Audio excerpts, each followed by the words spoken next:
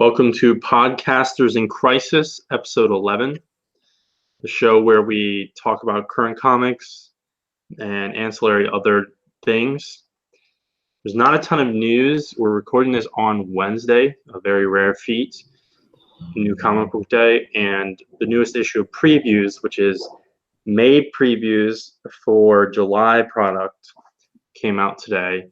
So there's not much news because if you're trying to announce a series right now, you're kind of fucked. Unless you're announcing the way. There's also a big movie coming out tomorrow. Yeah, Avengers Endgame comes out tomorrow. Probably there will be something on this channel related to it. At the very least, maybe Mike and I will just share our quick comments at the beginning of next episode. I'm either doing that or I'm good if you just want to do a video maybe on Sunday. I'm seeing it for the second time. I'm seeing it tomorrow, and I'm also seeing it Sunday with my brothers and my nephew. So I'm seeing it Saturday at 10 a.m. That's actually cool. Yeah, I mean the tickets were available. I'm not really certain if I think we checked like one other showtime and it was sold out, and so you went with that. It's like the early bird. It's like Sunday morning. It's literally a Saturday morning cartoon. Yeah, but then the movie's so damn long. Is when we get out, it's going to be like 1 o'clock or something. Yeah, so it's perfect lunchtime though. Yeah, perfect for lunch. I think my plan is I want to bring it up since I think my Sunday show's at 1 o'clock. It'll end around 4. That's the perfect. Maybe go get dinner afterward with my brothers, but we'll see. But I'm down to do a video on it or something. I know we'll probably share just thoughts. Yeah, it's the movie that's impossible to review. So allegedly. So kind of news, I guess. A few like teasers and trailers have come out within the past week. Mostly and interesting to me. There's a Swamp Thing trailer out right now. And I'm trying to think, did they put like 2 videos out within the last like 72 hours? Yeah, the first one was more or less just like a CG, just a CG like teaser that we didn't even. It was just like a CG swamp. This was an actual first like full out footage.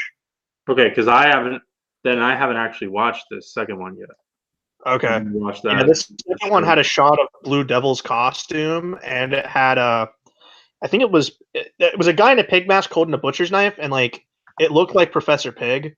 So really odd that we're seeing Professor Pig in a Swamp Thing show. That would be very strange. But I mean, we got Blue Devil in a full out costume, so that was neat.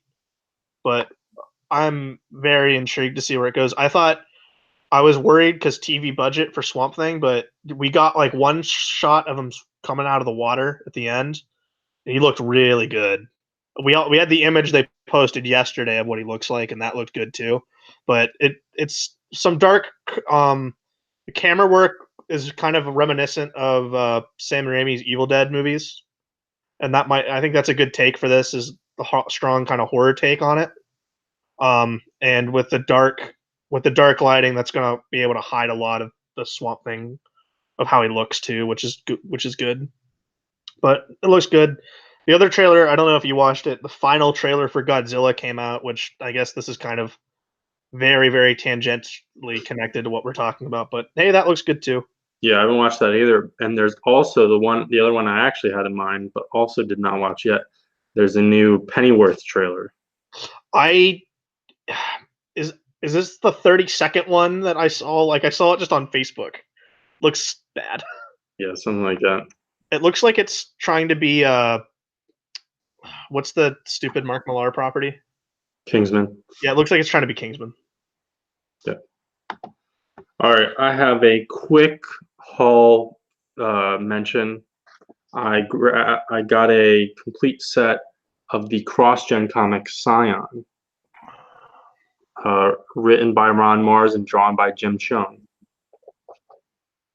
You follow Ron Mars on Twitter. He was having some delectable food today. Yeah, he does some other things on Twitter as well. So today we're talking about lots of comics, but not a crazy week. I mean, last week was crazy. I had 13 books last week. This week we're in the single digits, which was a welcome was a welcome change. But first, we have our throwback book of the week, and this is Justice League America number 81. This is from the RNG has determined that we would be reading a DC book cover dated October 1993. And so basically you have post Legends, Justice League relaunches, it's called Justice League, very quickly becomes Justice League International. This is that same series, eventually gets retitled America. And after the whole Wahaha, Giffen, and DeMatteis era, you had a run by Dan Jurgens, and this is the run after that. And it's collected, this issue that we're reading is collected in this book. I was going to ask if it is collected in that stuff. Yep, Wonder Woman in the Justice League Volume 1. And the interesting thing is that the writer of this comic, Dan Vado, who, had you ever heard of Dan Vado? I've heard his name bounced around. He was kind of like, he was never from what I know of Dan Vado, is he's not a big tier guy. He was kind of like a mid tier guy that had some stuff here and there. Yeah, well, the odd thing is, I don't know how he ended up writing Justice League, because Dan Vado, to this day, is the owner and publisher of the small press company Slave Labor Graphics, which publishes like pretty indie stuff. And I have no idea how he ended up writing Justice League.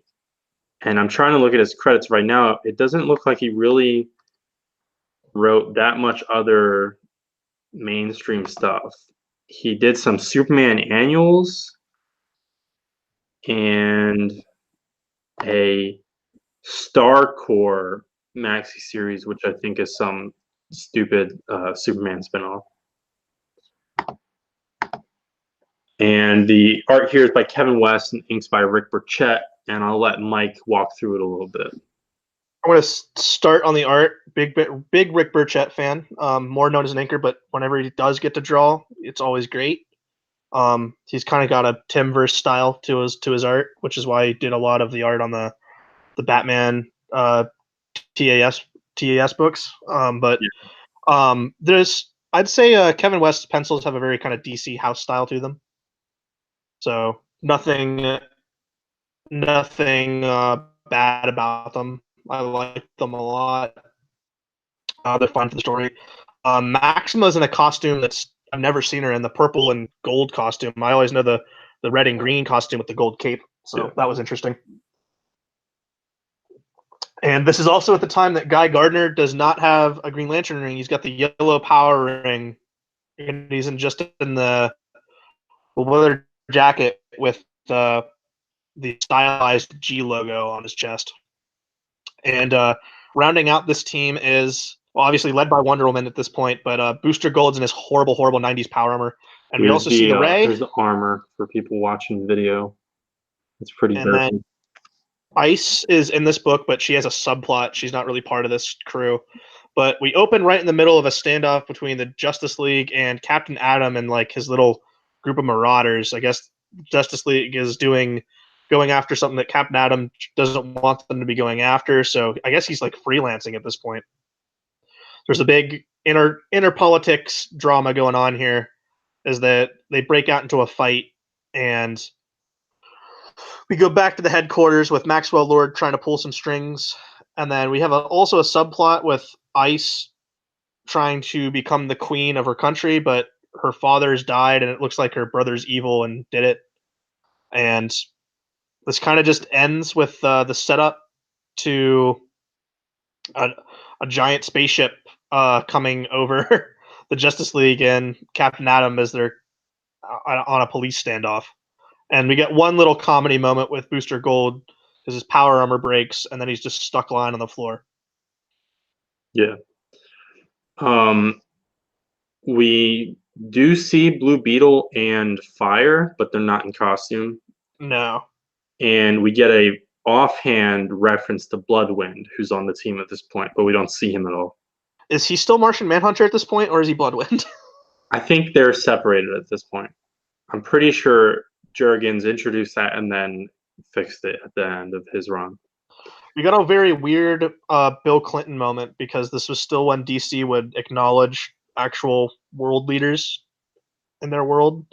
We don't really see that in DC that too much now. Yeah, I I think it's even at Marvel, it's just harder now because regardless of your opinion on politicians, I think everything is more politicized and more uh, like toxic, and so I think that's part of It it. definitely is, but I still remember, like, I mean, going back to the last administration, the Obama cover for Spider-Man was a big deal. Yeah, but that was 10 years ago. Yeah, which is crazy to think of, but it is very weird. Like, anytime we see I mean, when eventually we get around to doing the No Man's Land podcast, in the opening issue for that, we have a Mark McGuire reference. So it's just very weird when we see real world references in the DC universe because it's not supposed to be our world, even though New York, a version of New York exists in the DC universe. So it's like this weird crossover. Like I know in Legends, Superman meets with Ronald Reagan, and it's just very weird. Yep. Yeah, we totally jumped in. It's not a great issue, but I enjoyed this issue. I liked it. I liked kind of Max Lord playing his mind powers on Captain Atom at the end there, and kind of being completely blindsided by a giant alien spaceship. It's really weird going from, because I recently read the Justice League International omnibus that DC put out like last year, so that's obviously at the height of it with Giffen and DeMatteis, and that and then going to Dan Vado, it's definitely a more serious take, but you still have some humor moments. They're Yeah. like mostly with blue and gold though. Yeah, I'm really fascinated by this era because this is this stretch between Jurgens and Beto. This is when you had the JLI team, but serious because otherwise, most of the '80s you didn't have or post Crisis, you didn't have a serious Justice League for a long time. And you don't really have a serious Justice League until '98 when Morrison does JLA. Yeah, but I find this era fascinating, and basically, the DC canceled a Justice League Zero Hour, which would have kind of completed most of this era, which very much frustrates me. I'm hoping it gets resolicited because the Batman one and Superman ones came out. So for next week, the RNG landed on 1984, Marvel, August 1984, and the RNG gods have determined that we are going to read Doctor Strange number 66 by Roger Stern and Paul Smith. Oh, I'm very excited. Yeah, so that should be a good issue. And what are we moving on to? Criminal. Criminal? Vince, you like cocaine? Yeah. Because Ricky Lawless really likes cocaine. This is the start of a new arc, Criminal number 4, by the same team of Ed Brubaker and Sean Phillips. We have the beginning of a Ricky Lawless story. Jacob Phillips on colors still, so still the same team. And we're back in the '90s again. Now I don't know all the characters of Criminal, but I know that Ricky Lawless and the Lawless family are a big part of it. And we're kind of opening out on Ricky. It seems recently out of prison and kind of on a binger, as he's just doing lines of cocaine, and he's going a little crazy. He hasn't slept for over 2 days, and he's starting to see some stuff. But he gets a contact on a guy, and it seems like he's going to pair up with this guy on a job, and he just smacks him in the face with a baseball bat. And then he goes to track down his friends, and it turns out the guy he captured is one of the he's one of the murderers of his friend's father. And they get there and they find out that when he brained him with the baseball bat, he fractured his skull, so he's already dead. But when he goes to a bar, he sees he sees a vision of his dead dad, and he's starting to wig out a little bit. So he just assaults a stranger in the bathroom. Yeah. But this is really, really good. I can't talk more about how Sean Phillips he's so great. and these kind of hard-boiled stories, if you watch a noir movie, smoke as a visual is such a big, impactful thing, and he's one of the only guys I've seen that makes smoke as a visual and film work the same way it does in film and it does in comics. But I'd also want to say that his son's colors on this are great, with like the bloods on shirts being like this bright red, contrasting with these dark, like kind of muted greens and blacks, makes everything stand out. I love the art in this book. It can't possibly get better. But we this is the start of a new arc, and it seems and Ed Brubaker in the back says that we are going to finally explore the death of Ricky Lawless's dad Teague, which has been hinted at way back in the original Criminal, the first miniseries, Coward. So and then Brubaker and Phillips both say that this is going to be a pretty big, epic criminal story that they wanted to do for a while. Yep. Also in the back matter, Brubaker hypes up Marvel's recent treatment of Conan, which is kind of cool. Yeah, but also, what does he hype? He also hypes up that Bad Weekend, the last arc, is getting its own. It's getting its own OGN released in the same format that My Heroes Were Always Junkies were. But Yes. this is actually it's getting an expanded edition that's basically, as he said, a director's cut, where they're going to be able to put in more stuff and more scenes that had to get cut for the original issues.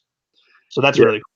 It's very exciting, and I'm interested to see really long term how they're going to handle this criminal series with collected editions, because traditionally the Brubaker and Phillips stuff, they always handle the collected editions very well.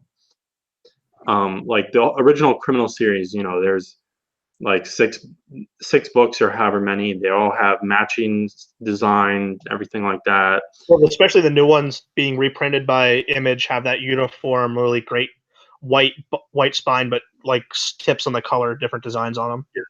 And then like the Fade Out, it was 3 trades and then a deluxe hardcover. Fatale, like 6 trades, 3 hardcovers. Criminal had 2 deluxe hardcovers. All their series are like that. Killer Be Killed is going to have 2 deluxe hardcovers, I think. Yeah, and so with this, you're getting 2 and 3 collected in an expanded edition in like a standard sized OGN style hardcover. And with this series, they're being like a little bit looser. So some of the stuff is just one-off issues, like the first issue and this issue out. This number 4, I would say, is probably a one-off. And then we're going to jump into this Teague arc. So when all is said and done, it'll be interesting to see how they do that. Well, I imagine this will be in the Teague arc, but yeah, maybe, who knows? But this was probably my favorite issue of the week. If it's not mine, it's a close second.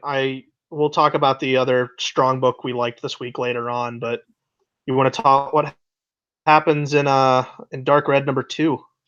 Yeah, so our main character, his name's Chip or Charles or something, the vampire gas station clerk.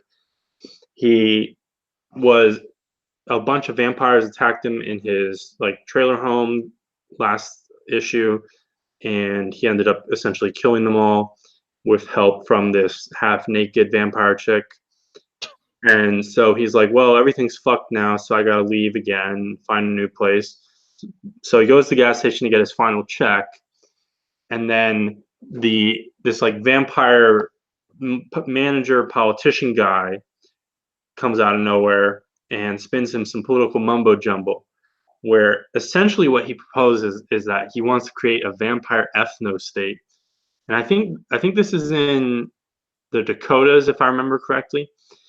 And his idea, at first, he's like, all right, we're going to create like a safe haven for vampires, and we're going to live here. And he ties in some of the politics, because our main character is like this conservative guy who watches TV. So he's like talking about the moral, how vampirism will be the cure for the moral rot infecting this country. And he makes jokes like blood and soil for everyone. But then this guy who's trying to pump him up, because he's basically like, give me your territory and I'll be in charge of this vampire territory, but you're going to be the head of my movement as this charismatic guy who beat the odds and everything like that. But things take a turn, take a swerve when the guy starts talking about how they're they're vampires, so they gotta prey on people. But our main character doesn't like preying on people. But this guy is like, we're gonna prey on people, but we're not gonna drink from the whites. We're gonna only drink blood from the colored people. And Racist vampires. he grabs this enthralled like gas station clerk and like moves her collar to expose a Star of David necklace as he's saying that. And so the main character is like, "You're a Nazi vampire," and he's just kind of conservative. So he's like, "I don't fuck with these Nazi dudes." And then he like lights the guy on fire or something. Jesus. And meanwhile, there's a subplot with his like anemic, or that's not the right word, but this girl he knows who's part Native American, and she like has too much blood, and so they have like their symbiotic relationship. And there's some subplot where like some guy hits on her, and she rebukes him, and nothing much happened there. But it's kind of crazy issue. I'm not like super duper impressed. In fact, I started this issue thinking that it was losing my attention and I was gonna drop it. But then when it started just getting insane with like this vampire ethno state Nazi thing, and like every other page there's like a "Make America Great Again" hat in the background, it's really weird. And I think it's kind of crazy. I think it's funny that we're both reading very different vampire books right now. Oh yeah, Buffy. Because I'm reading Buffy and you're reading this. So also a very strange indie book, and also somewhat not really related to the general themes of like vampirism and werewolves and stuff like that, is Man Eaters #8. So Man Eaters is the series by Chelsea Kane. It's just by Chelsea Kane. Most Image books are co-creations. Um, like Sex Criminals is Matt Fraction and Chip Zdarsky. Right. And Saga is Brian K. Vaughan and Fiona Staples. They own it jointly, 50-50. Yeah, but Spawn is just Todd McFarlane. Well, yeah. The thing is that the really old Image books are totally different. Yeah. I just wanted to work Todd's name in there, but Yeah. we'll work it in 6 more times later. But Man Eaters is just Chelsea Kane, which kind of comes off just slightly annoying to me, even though I know lots of books are like this. But particularly so because, and this doesn't mean anything, but Chelsea Kane is not from comic books. So she jumps into comics, and then Not from comic books, but she's had success, albeit controversial. But yeah, she has had success. She is an Eisner-nominated writer. yeah. But the launching artist, the debut artist for this series, was her co-creator on Mockingbird, which she got nominated for an Eisner for. And so it's Right. like, isn't Kate Nemzek or whatever the ongoing artist? Why is she not included in this deal? I don't know. It's kind of weird, but that doesn't really matter. The thing with this issue, I don't care about Man Eaters. The premise of Man Eaters is this weird thing where it's like this science fiction slight future reality. It's not even the future, but it's a science fiction alternate reality where females who menstruate turn into like panthers. Cats. Yeah, and kill people. It's like, it's a science fiction take on some feminist issues and menstruation and stuff like that. But the interesting thing is that this issue #8 is not a comic book. It's kind of a role-playing game, I guess. And so I have it physically here, and you can see here there's like cards that you cut out, Right.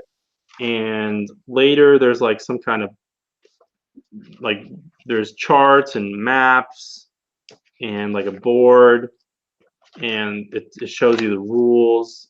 This looks like someone's college project. It's like a weird like DIY thing, and there are fake ads. Yeah. And an earlier issue of Man Eaters, I want to say like 4 or 5 or something like that, they did a similar thing, but that was like a PSA kind of book. This is like a more tactile like thing that you're supposed to do stuff with.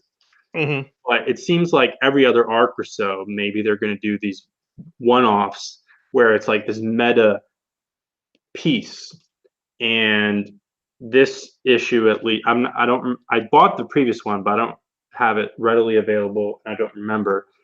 This, it's credited as being designed and co-created this issue by Leah Mitanik. Never heard of her, but probably because she's some kind of designer or game designer. And Right. I'm not gonna cut out these cards. I don't really care. I'm probably not even gonna read like these rules or anything ever. But I buy these issues because I think it's fascinating just to look at how they're experimenting with the format and everything. And also, particularly with this one, how you have cutouts and cards. I'm also curious how they might handle these issues for collected editions, if at all. They might just skip them. And back to my point about Kate Nimzek and co-creations and everything like that. Also in this issue, towards the back, for people who actually care about the series itself, they also announced that there's a new ongoing art. It just says a new artist for the next arc, Elise McCall, who I've never heard of. Okay. But it was pretty interesting. I mean, it seems like a fun and inventive idea to keep things mixed up as artists we know like need a break. So I mean, and it's the perfect outlet to do it over at Image. I mean, I don't think you're ever going to see something like this at Marvel or DC, but it seemed like at least a fun experimental idea, and I have no problem with this. Yeah, it's really cool experimental stuff. So No, it's not cool and experimental. Yeah, go ahead. Spawn 296. You know what TV shows do when they need to keep budget short? They do a clip show, right? I guess the road to 300 is just going to be a clip show because, and what it seems like for the next 2 issues, as this is the history of Spawn Part 1, and I joked off air, the inside credits page of Spawn 296, I said it on Spawn 295, I only saw Todd's name 5 times in the opening credits, but now it's there 6 times on the opening credits. This book, basically Redeemer and Cagliostro, just summarized the first 100 issues of Spawn with no new beats. As I looked and kind of cross-referenced, I put more effort into this than I needed to. Every page is a spread page. Like every page is a big spread. That's pretty great. Yeah, it's pretty good. Like the art's really good.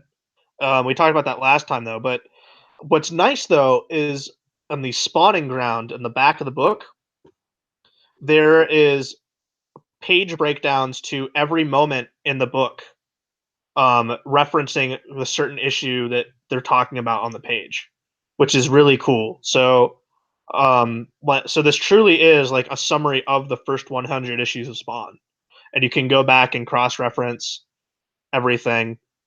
So that's definitely fun, but as a road to 300, this is kind of weird that we're just going to get a clip show for the next 2 issues, as we left Spawn kind of stuck in the middle of some desert or something. It should be 3 issues because you have 100 here, 100, and then another 100. Yeah, we'll see what happens. I mean, I I really hope it's confirmed that Todd's drawing all of 300 or at least half of it. I doubt it. I doubt it, but I'd really like to see him do interiors, but we'll see. I don't think I'm sticking past 300. This is basically just for a meme. But hey, I'll take to my grave that I reviewed at least 6 issues of Spawn. Yeah, it's an achievement. Just reading 6 issues of Spawn is an achievement. Until we do the Spawn cast. No, it's not the Spawn cast, it's the Todd cast. We're going to review every work of Todd McFarlane. I would be down for that. Yeah, it means we get to read a lot of more. It means we read more Spider-Man. Hulk, Infinity Inc., Batman. Yeah, it means we got to read Batman too. And speaking of Batman, well, we're gonna get to Tech Comics. That's the second book I have in my rundown on my list. But yeah, we're going to Marvel with Amazing Spider-Man. Yep. Are you taking this one? Was I? I can't remember anymore. Yes. Yes, you are. I am. All right. We plan out this show. We're still on Hunted. It's Ramos. It's Spencer. We know the game at this point. Um, we get Black Ant and Spidey talking how Black Ant kind of wants Spidey to feel sorry for him, and he's like, "I'm not gonna feel sorry for you. You trapped all of these people here." And we get back to the Lizard and Taskmaster. It's revealed that the poison that he gave Taskmaster was a huge bluff. It was going to wear off within 24 hours, which is cool to see. But the big moment here is revealed that I kind of figured was coming is that these hunters that are paying to be part of this giant VR hunt, their headsets are locked into their brains. So if any harm happens to them out in the field, it happens to them in the comfort of their own hotel rooms, and they actually will die. Which I figured that was coming at this point. Yeah. That's the big takeaway here. And the lizard gets beat up by the Craven clone, and he's going to try to go get his son and kill him as Felicia and Billy Connors have escaped out into the bigger park. They were trapped in the zoo, but now they're outside. This is mostly like a breather setup issue. Still good though. I thought, and also Spider-Man is kind of contacted by Arcade, and he's throwing a bunch of vermins at him. So he's gonna have to fight like 5 vermins or something. Yep. Still good. Yeah, I like it. I like Black Ant's plan where he's like, I'm just gonna shrink to ant size and just hide. Yeah. But they have some kind of scanning technology, so it probably wouldn't actually work. Yep. And Not a terrible plan though. yeah, the next issue is going to be the final .hu issue with the Vulture. Yeah. Well, the one I'm least excited for, but that's just because I don't really like the Vulture that much. Yeah. But they've all been good. I like the cover for the next issue with Spider-Man getting mobbed by all the vermins. Mm-hmm. So, Marvel Comics presents number 4. I don't read the Wolverine stories. Did you? I can take the Wolverine story because I read it. This was the quickest one, honestly. We're in the 80s, so Wolverine has his metal claws now. No. This is 70s. It's still in the 70s? The last issue was in the 70s. No. It was It was in 60s. the 60s. Yeah. Damn it. All right. Whatever. This story's not good. Yeah, it's still Charles Soule. This time their demon thing is taking them to Bangladesh where a giant like monsoon's happening, and he's giving them a choice. Either save these people or fight the demon. And the girl's gonna fight the demon, and Wolverine's gonna save the people, and then she gets stabbed by the demon, and this looks to be it for her. But she does imply that she does have kids, so I'm assuming her daughter or her son's gonna show up in the next 10 years and drag Wolverine back into this bullshit. Yeah, sounds dumb. Yeah, So it's not great. the other 2 stories, I finally read how they explain them. I've been confused in previous issues. So one of the 3 stories is the Stupid Wolverine. Then you have Right. Marvel Age. Yeah, The concept of Marvel Age is it's the whole world outside your window gimmick, and so it's real world stuff that wasn't like fully dealt with in comics at the time, and so it's characters which don't necessarily have to have been major like characters at the time, but I guess they kind of have to have been around. But yeah. it doesn't Well, matter. we're about to discuss it, but the first couple we had were Captain America dealing with civil rights, the space race with Doctor Doom and Mr. Fantastic, and Namor and the atomic bomb. This one is the Amazing Spider-Man and the release of Star Wars. Yep. And they also note in the editorial that some theaters played Star Wars continuously for an entire year, which I'm sure I knew that, but that's just crazy. I know Star Wars is a big deal, but when the first amount of stories where like stuff with a lot more bigger world impact. I want more of that. I don't need to see a story about Spider-Man going to see Star Wars with an old lady. Creative team here: Daniel Kibblesmith and Pere Perez. Kibblesmith did a Lockjaw miniseries for some reason. And Pete's standing in line to see Star Wars, and Bertram Birchfield shows up. He's a mega fan. He's wearing a Planet of the Apes mask. And so at first, I thought this was a villain. That's what Spidey thinks, maybe. And he's a dick to his mother. And we get references to the Betamax format. Yeah. We get a Harlan Ellison reference, who wrote some late Silver Age, early Bronze Age Marvel comics. He wrote an issue of Hulk. Yep. Also wrote the first post, or he wrote a Legends tie-in for Batman, I think, or maybe it's I think it's the first post-Crisis Batman issue, technically, continuity-wise. Yes. And there's also a reference to Logan's Run, another sci-fi movie of the era. Yeah. And Marvel did a Logan's Run comic, and oddly, in an issue of the Logan's Run comic, I don't know if it was a backup or whatever, I don't remember precisely reading it and everything, there's a major Thanos appearance. But shit goes down, and so Spidey has to get out of line and stops a robbery in which the Gibbon was involved.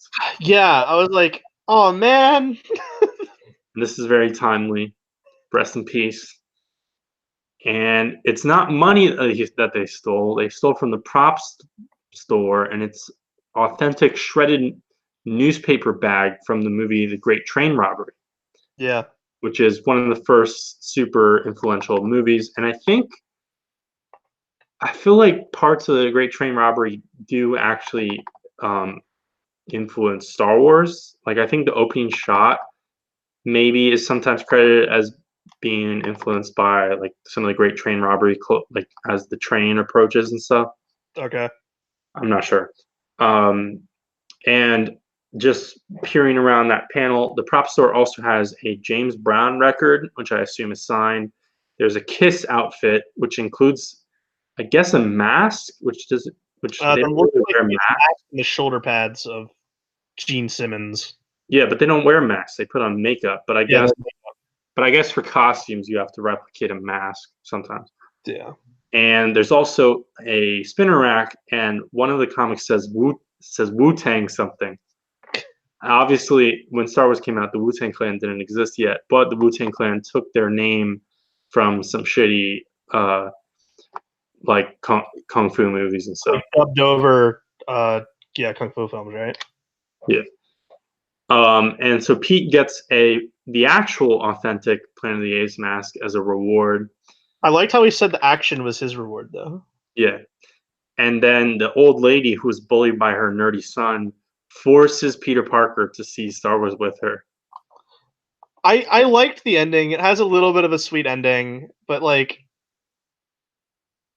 I don't need like this shouldn't be like when we look at when we look at the past stories we had with these characters dealing with world changing impactful moments, the release of Star Wars should be very far down the list.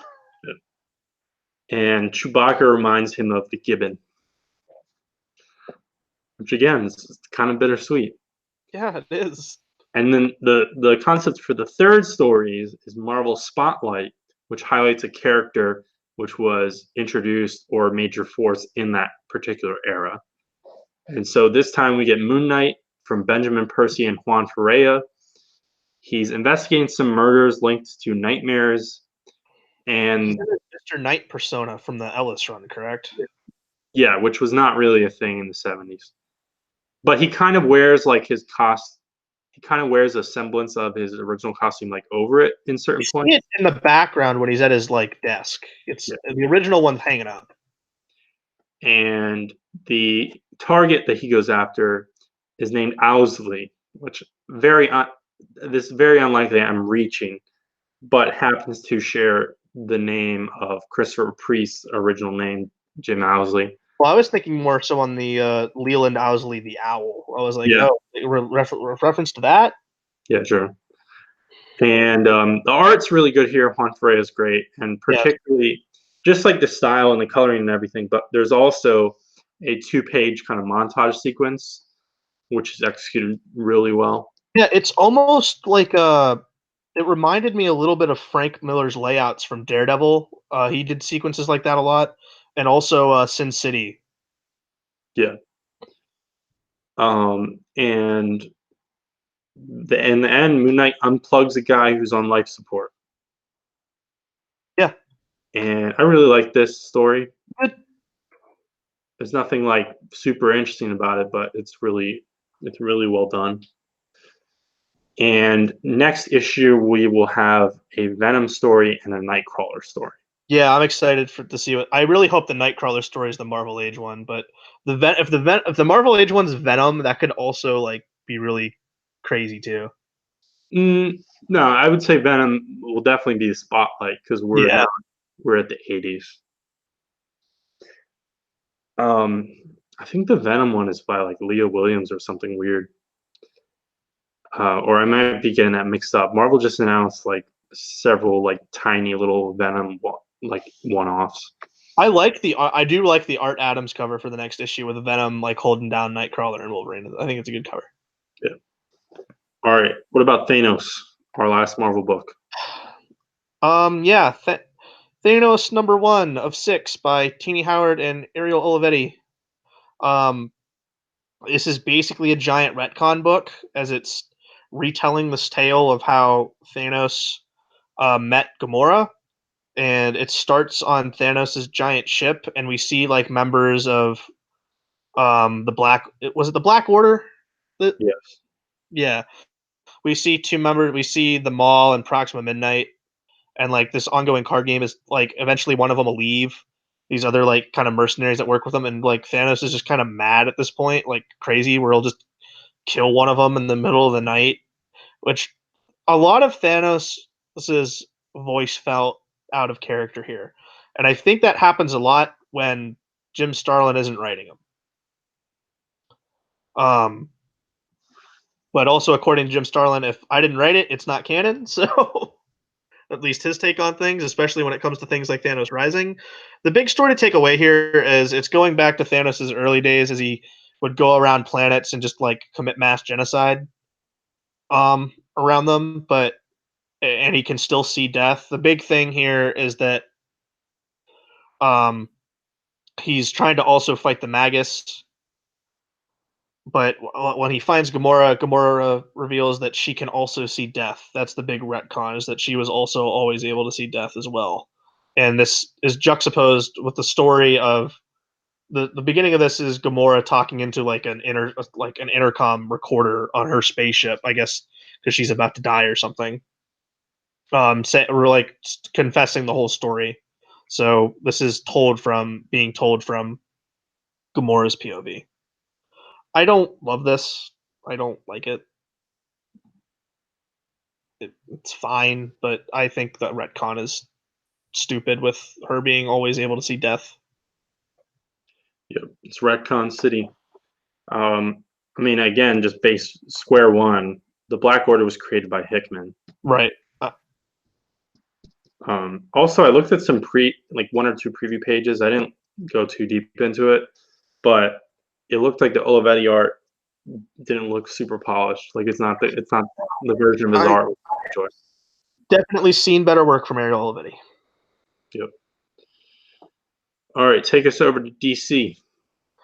Detective Comics #1002. We pick up with Batman getting the crap beaten out of him by the Arkham Knight.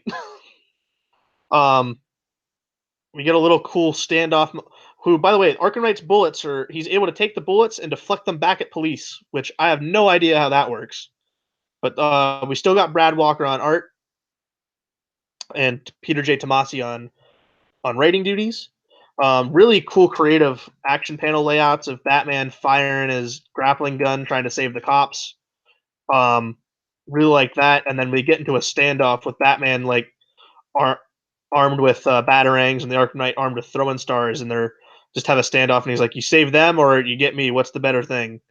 So they literally have like they literally have a "we'll meet again" moment. So Batman goes back to the Batcave as he's getting patched up by Alfred, which, by the way, it's Jim Gordon who loads Batman into the Batmobile. And we get a little comedy moment where Gordon says, "Take this fool home," and the car calls Batman a fool. That was a little bit of a funny moment. By the way, Batmobile here we're still is continuity wise still keeping check. This is still the Batmobile that was designed by David Finch back at the beginning of the I Am Gotham arc in Rebirth. So nice to see Batmobile continuity, even though he technically blew it up in I Am Gotham. But Batman can just build another one. We get a shout out to Aparo Bay, obviously Jim Aparo. Yeah. Robin, while Batman's getting patched up, is going to do some investigating, and he gets captured by the Arkham Knight, and he's going to have to battle his way out of here. And the Arkham Knight takes off his mask, and it's off panel. Robin can see it. We can't. I'm sure we'll figure out who it's going to be in the next issue. Oh, this is still fine. Yeah, I thought it was all right. Kind of turns into a Robin book for 2/3 of it. Which is a fine throwback. I have not seen a kind of a solo Robin story in a long time. Yeah, it was interesting to me because Batman kind of gets fucked up in like the first. It felt like the first 2 pages, and then is like behind the scenes and healing for the rest of the issue. Well, I liked it though because while he's getting healed up, he's like running tests and he's doing actual detective work, trying to figure out why can these arrows penetrate kind of like my suit and stuff. So I liked giving the spotlight to Robin here, going out into the field while Batman does investigating back in the cave. Also, some villains seem to be working for Arkham Knight. We have Mr. Freeze, Mad Hatter, Hugo Strange. Was it Phosphorus Man, or I forget his name? Dr. Phosphorus. Yeah, Dr. Phosphorus, Grundy. And then who's the first one? Is that Clayface? I believe that's Clayface. Which I guess, I mean, I know he became. I guess he's bad now because he left. The way I understand he left off in Detective Comics is he kind of went into hiding. Yeah. But I mean, there are multiple Clayfaces. This could be just a different one. Yep. So Dial H #2. This is my runner-up, and would you say this is your favorite book? I enjoyed Criminal, but I have a lot of fun with this book because this is what I want out of it. I'm really liking these Wonder Comics books. Yeah. Main character, I believe his name is Miguel. He basically gives up real quick. He gets frustrated with the phone, and the pressure is mounting, running away from home, not having any money. So he throws the phone into the river. And a former dialer, and we remember when Miguel initially picked up the phone, a lot of previous dialers, they now like knew someone else has the phone now. Yeah, So, the Thunderbolt Club is after them. yeah, a former guy jumps into the river and picks it up, and he turns into a Dragon Ball parody. Right. And it's some interesting art. Obviously, he has a tail, and he's shooting Kamehamehas essentially. Yeah. And then Miguel finally picks up the phone and turns into Iron Deadhead. And similar to last issue, we get a full out like cover. Yeah, we get a cover within this issue, and it's like the old Bullet DC logo, but then there's like a weird fake like manga label. Yeah, if DC had a manga like line of books, this is what it would look like. Yeah, you and I, neither of us are huge manga guys, but I would say, I mean, the character is kind of mecha related, so I wouldn't pin it down to a specific influence on like the Dragon Ball one, which is super obvious. But I was thinking, I believe I looked it up. I believe it's as far as the mechs go, it's mostly Appleseed. okay, yeah, that makes sense.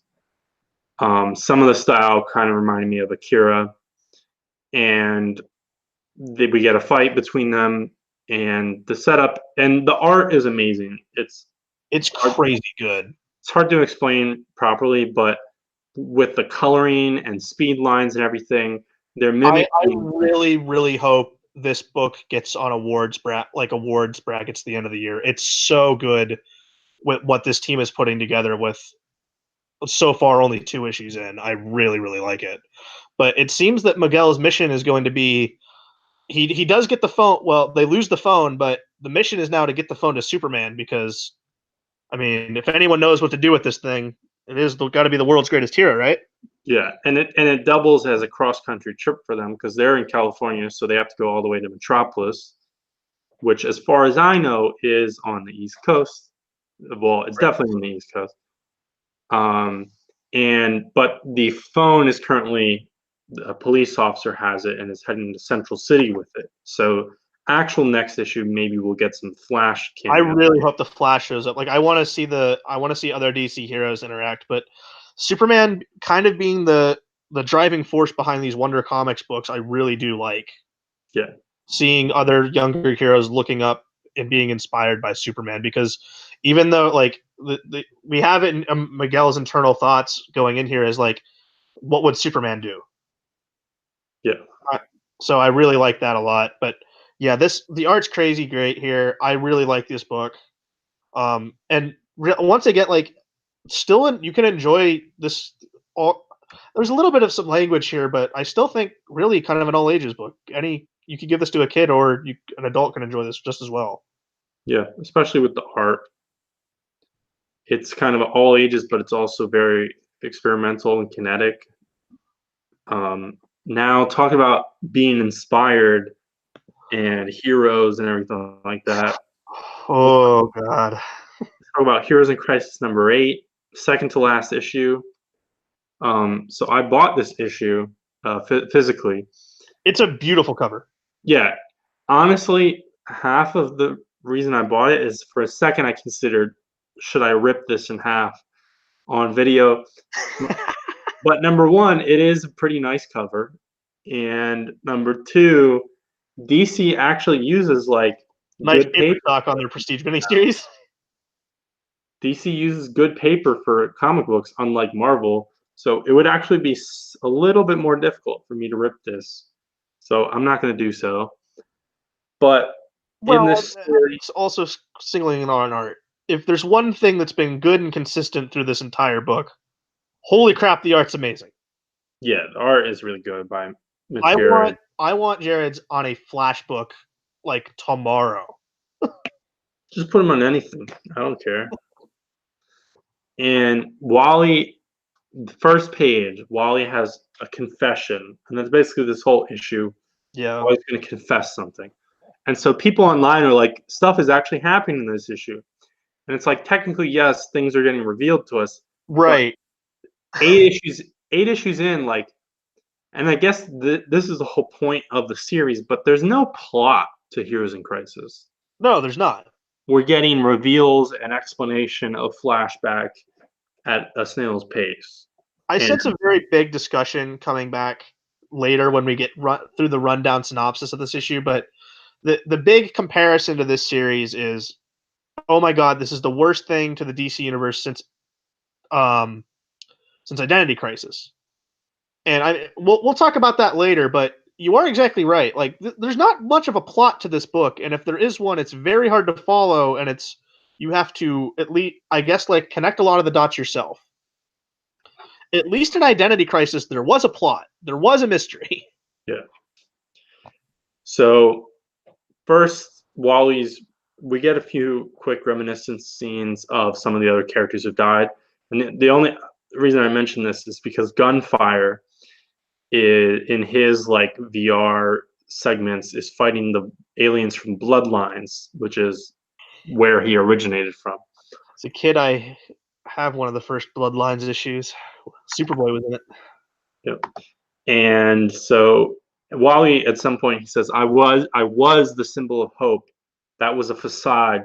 Maybe this is all one. And you can just apply those few sentences to DC Comics circa 2015 to now. And the thing is, all right, so Wally maybe kills everyone. And I'm not really Well, certain. he did. I'm not really certain. So this is the page. He gets all shocky, and everyone is like in the air and in shock and injured. and there's a little bit of blood splatter in certain areas. And I don't really know how you can interpret this page as Wally not murdering everyone on this page. Correct. But You should go deeper in the explanation of it. He's murdering everyone because he talks about how you have to keep the Speed Force in check, and he lost check and was overwhelmed because he wanted, with his what he's going through, he could not feel what everyone else was because he thought that he was alone. So he pieced together all of the deleted footage of all the Sanctuary videos and watched them all in sequence. And that was too much for him, so he lost control and he killed everyone because he lost control. yeah. But the thing is, I've seen like one or two articles or comments, and granted, some of these people maybe they haven't read the entire issue, maybe they just saw some pages and scans or spoiler articles. But one or two people have been like, we don't know for sure that he killed everyone. Like someone was like, he only killed himself technically, which I'll get to in a second. But Well, yeah.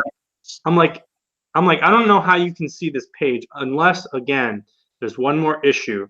There could be another humongous twist bullshit. And I guess the holdout is that Hunter Zolomon did it. Yeah, but from the what we are presented right now, he killed everyone on this page. Yeah, he That's killed. on the page. Which, to my question is, if giant lightning strikes from Overload can kill you, why couldn't he have just gone back in time and just brought everyone back to life? I don't know. And he then, after he kills everyone, very quickly goes like super hardcore in the Speed Force and being fast as hell to blame it on Booster and Harley, set up evidence, Yeah. including killing a future version of himself and staging the corpse next to longtime friend Roy. Right. And then Tom King starts talking about like iron smelters and shit. Yeah, but he's able. What he does for the Harley and Booster explanation is, since they were both, he made it. Wally went back and made it so that it both seemed like they were in the virtual reality room, so they were both getting out of it at the same time. So when they walked out, Booster saw Harley as the killer, and Harley saw Booster as the killer. Yep.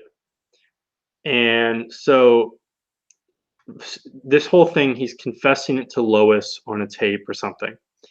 And the final thread is that his plan will at some point come full circle and he will essentially kill himself. Right. He will commit suicide by another version of himself, and then that'll complete the circle.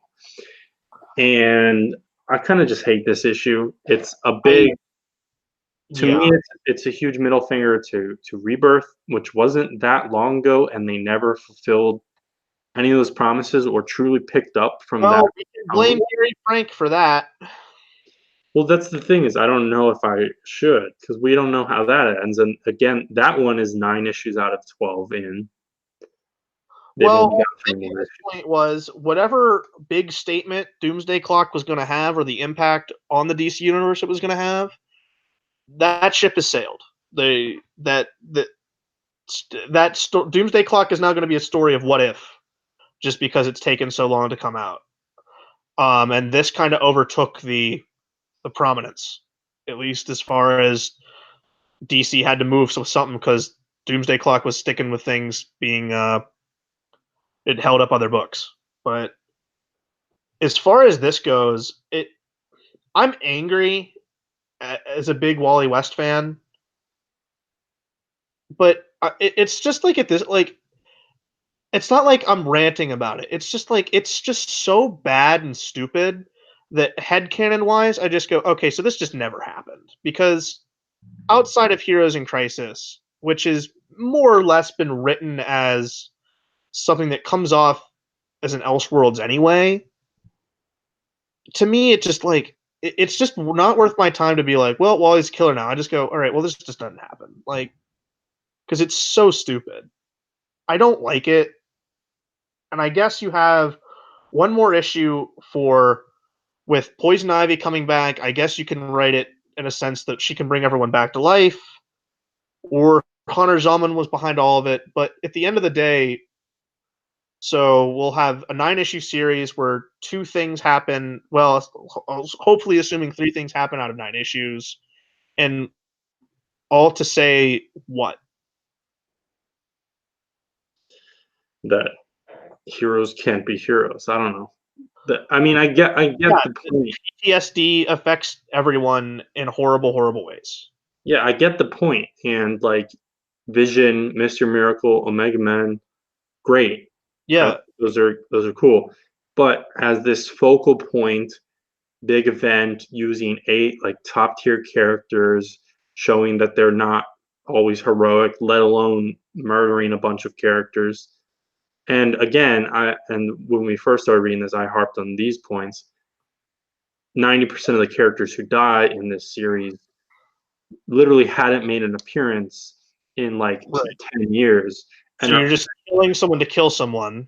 yeah, they're only being brought back into this series for the first time in this current continuity to kill them. And so there's no, I mean, I would dislike it way more if they killed characters that are constantly appearing and that I care even more about.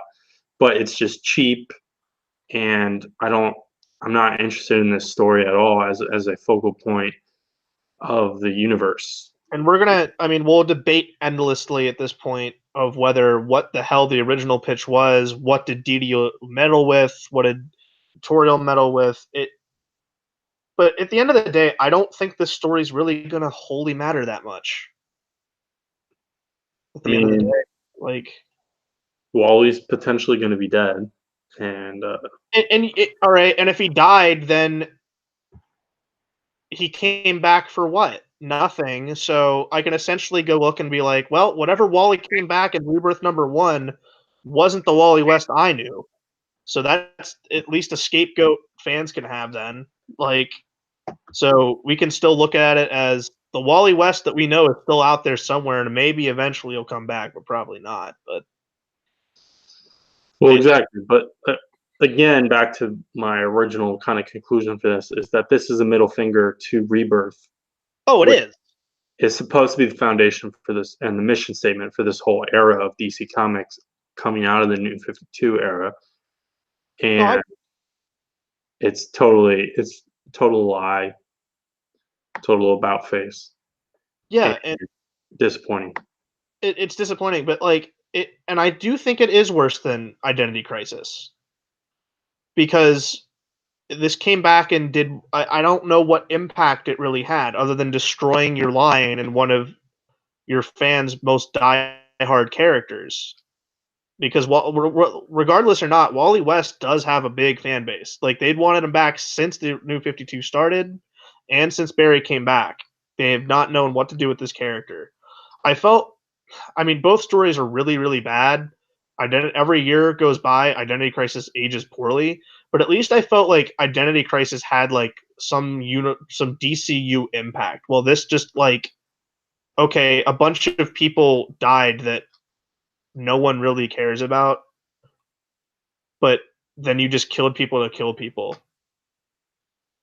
I I don't like this is a bad book.